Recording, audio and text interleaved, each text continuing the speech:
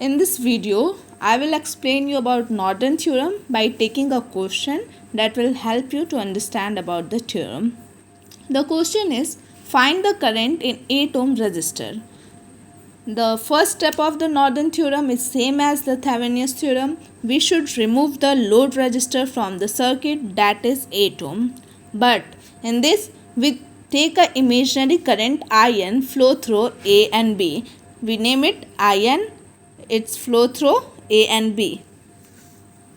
Now the second step of the Norton theorem is to distribute the current and find the loop equation. Now we have to distribute the current. We take current I1 flowing here. There is two-way. Now I2 go there and I1 minus I2 is flowing there. Now same I1 minus I2 come here. After that I1 minus I2 minus 3 come there and I3 go there. Same I3 flow here. The same I3 come here, I3 here, I1 minus I2 minus I3 go up and I1 minus I2 go there, I1 minus I2 same current I1 minus I2 come here now I1 minus I2 come here now I2 is coming down and I1 minus I2 is come here. Now I2 go up and I current flows there.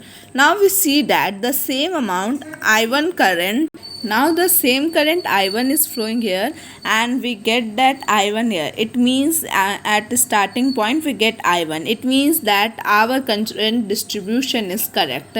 Now we find the loop equation. For finding loop equation, we will see that the current and the resistor are flowing in the same direction. Then we use the negative sign, that is minus 2I1.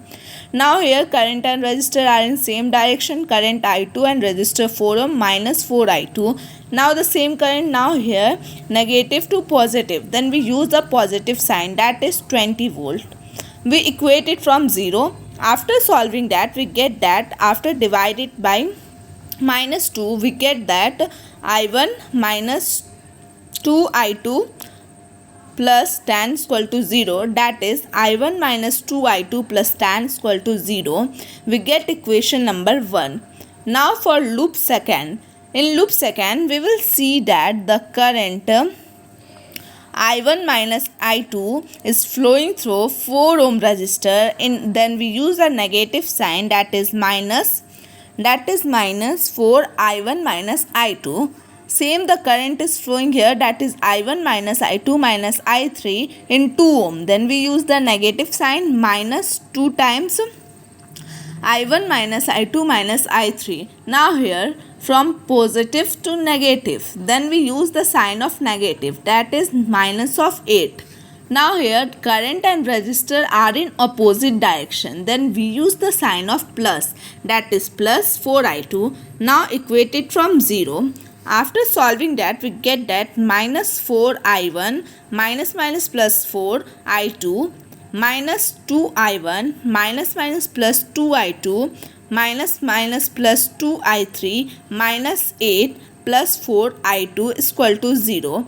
Now after solving it, we get that minus 4I1 minus 2I1 plus 2I2 plus 2I3 is equal to 8.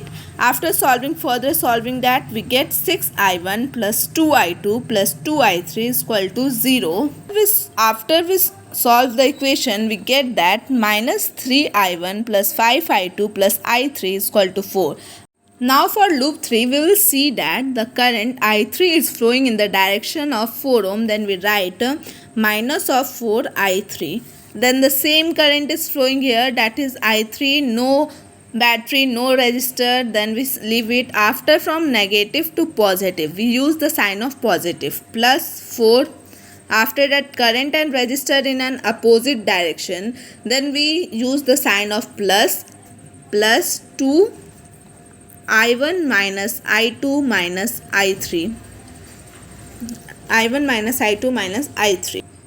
We equate it from 0. After we solve it, we get that minus 4I3 plus 4 plus 2I1 plus minus 2I2 plus minus 2I3 equated from 0. Now further solving that, we get minus of 4I3 minus 2I3 plus 2I1 minus 2I2 plus 4 is equal to 0. Now minus 6i3 plus 2i1 minus 2i2 plus 4 is equal to 0. After that we get minus of 3i3 minus of i1 minus of i2 is equal to minus 2. That is i1 minus i2 minus 3i3 is equal to minus of 2. We name it equation number 3. Then we, after solving equation 1, equation 2 and equation 3, we get the value of I3 as 1 ampere, and we know that here I3 is equal to IN.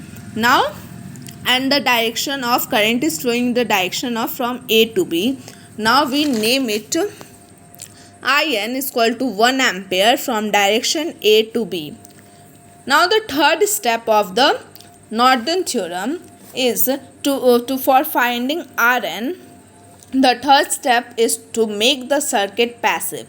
It means that we should remove the voltage source from the circuit, that we should remove the battery from the circuit. Now when we remove it from the circuit, we get a passive circuit. Now after getting the passive circuit, we try to solve it. For solving it, we see that 2 and 4 are connected in parallel. Now we write it parallel.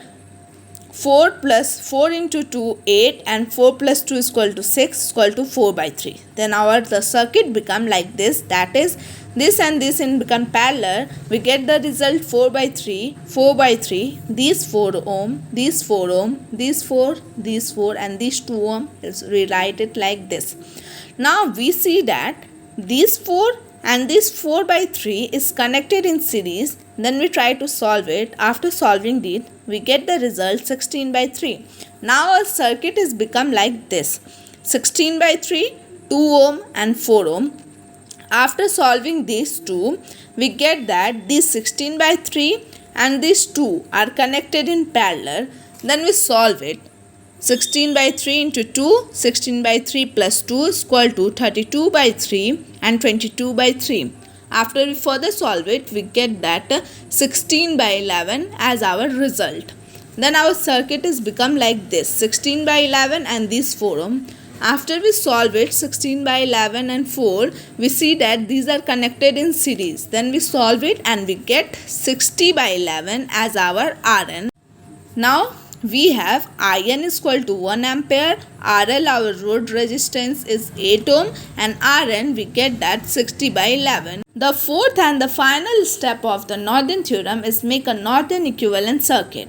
We make a Norton equivalent circuit in which we write it IN, Rn and RL. RL is our load resistance, Rn which we are find here 60 by 11, and IN is the value we take it from here. Now we put the value in the circuit. IN is equal to 1, RL is equal to 8 and Rn is equal to 60 by 11. Now for finding the current I from direction of A to B, we have a equation, that is I is equal to current is equal to IN, Rn plus RL. Now we put the value of this in the equation and we get that IN is equal to 1, Rn is equal to 60 by 11, Rn is equal to 60 by 11 and RL is equal to 8. Now we solve it. I is equal to 1, 60 by 11, 60 plus 88 by 11. We get that 60 by 11 by 148 by 11 is equal to 15 by 37 as our I.